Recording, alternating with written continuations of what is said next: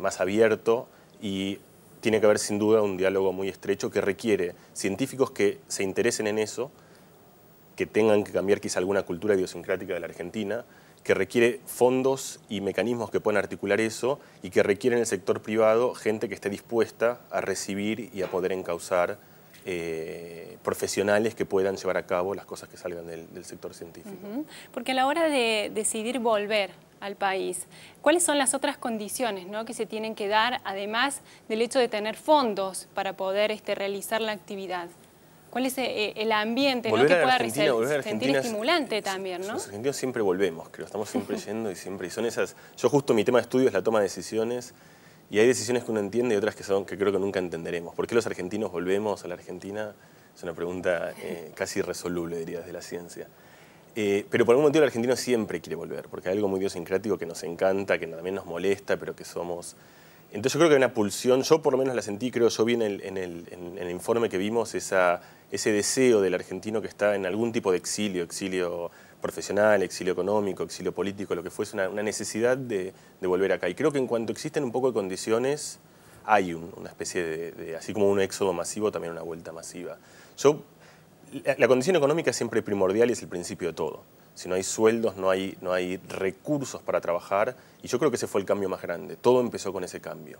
Yo pienso que un cambio también importante, que es al que iba antes, es un cambio que tiene que ver con, que es algo muy importante en la actividad científica, el estímulo individual. El científico es una especie de artista o de escritor, de poeta, que está muy sesgado por su propio deseo de realización, además de... Entonces necesita ser mimado. Y yo creo que cambió un poco cómo se mima antes, que se los mandaba a lavar los platos, a hoy que se los trata como si fuesen gente de bien, gente que contribuye, gente que hace. Creo que eso genera un cambio cualitativo que es importante en el actuar de un científico. Y ese deseo de realización, aunque sea la NASA, supongo que no debe ser tan gratificante como cuando se da en su propio país, ¿no? Absolutamente. Justo vos mencionabas a la NASA. Yo tuve la oportunidad hace 1 año y medio de estar unos meses estudiando en una sede de la NASA en Silicon Valley, en San Francisco, y volví muy impactado con una idea en particular. Ahí estuve viendo todo lo más avanzado de ciencia y tecnología en muchos campos, y volví muy impactado con una idea particular, que es todo el trabajo que se está haciendo en algunos países, no en la Argentina, para lograr producir proteína animal, carne, sin pasar por la etapa de criar un animal completo. O sea, y estamos a unos pocos años de poder hacer un bife de chorizo que nunca haya pasado por la etapa de ser una vaca completa. Si lo pensás desde el punto de vista ecológico y económico, tiene muchísimo sentido. Producir carne sería muchísimo más barato. Ahora, a la vez, para la Argentina, esto tiene una relevancia extraordinaria. La Argentina, gran parte del país es una llanura muy grande donde crece pasto, las vacas se lo comen y en algún momento la subimos a un camión, la llevamos a un matadero y consumimos la carne o la exportamos. En el momento en que la carne deje de hacerse con ganado pastando en los campos y comience a hacerse en bioreactores adentro de laboratorios, ¿la Argentina va a seguir liderando la producción mundial de carne o esto, que era uno de los pilares históricos de nuestra industria, va a desaparecer? Misteriosamente, el país que lidera en todo este tema de producción de carne en bioreactores es Holanda. ¿Terminará siendo Holanda el principal exportador mundial de carne? Yo creo que la Argentina debiera trabajar fuertemente para que eso no sea así.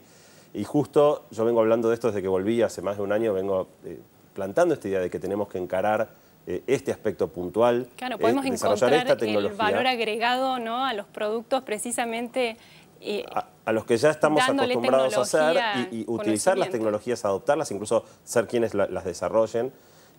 Y justo hace 1 semana atrás se anunció un científico holandés que logró, con un costo de $200.000, digamos, logró la primera hamburguesa hecha 100% de carne que nunca había sido vaca.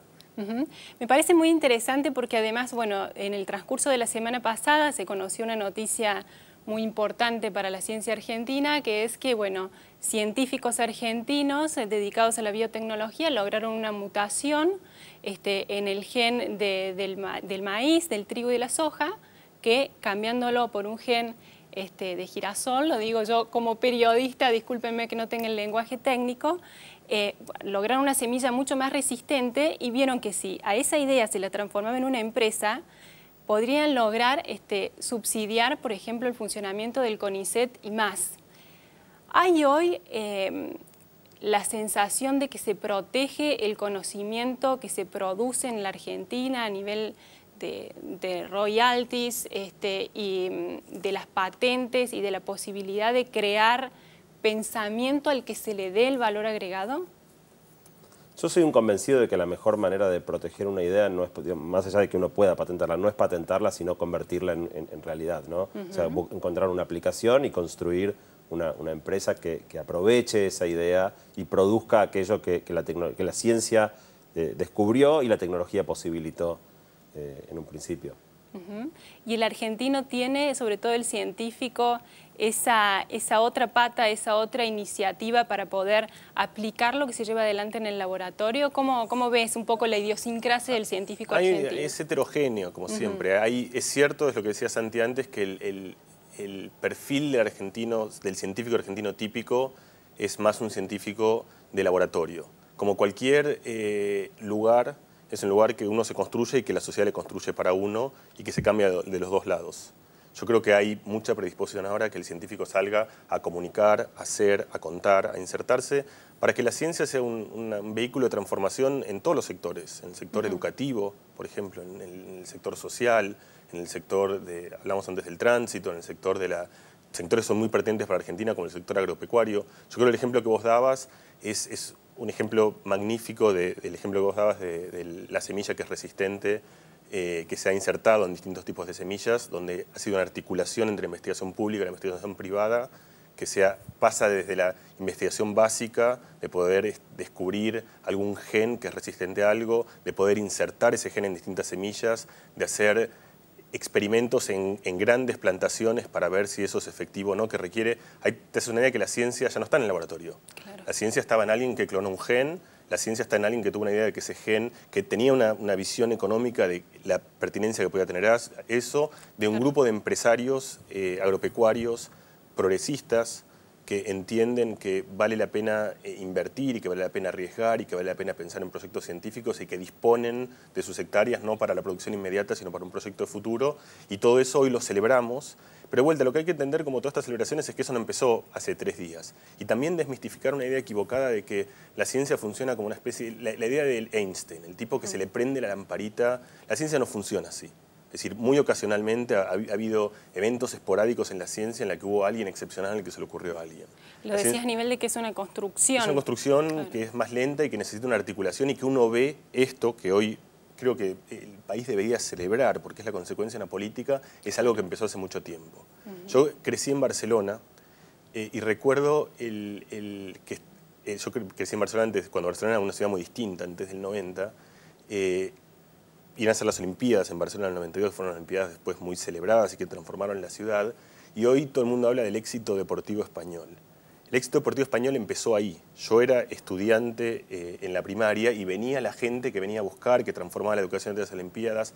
20 años después, hoy el deporte español está en una especie de fiesta colectiva.